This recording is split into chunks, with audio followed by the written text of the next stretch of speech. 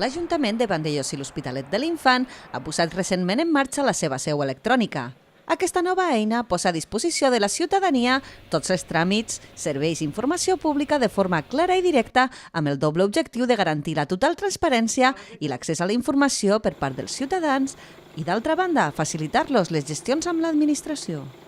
La informació oferta inclou la gestió econòmica amb la publicació de totes les dades del pressupost municipal i la seva execució, els costos de les campanyes, la liquidació i les xifres d'endeutament o els terminis de pagament als proveïdors, entre d'altra informació econòmica.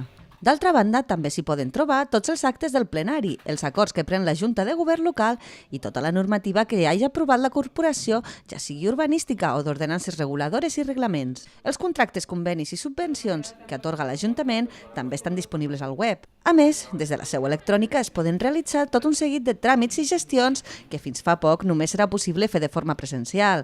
Així, els veïns i veïnes del municipi poden entrar a instàncies, presentar queixes i, si són empreses o proveïdors de l'Ajuntament, també poden presentar les seves factures de manera telemàtica.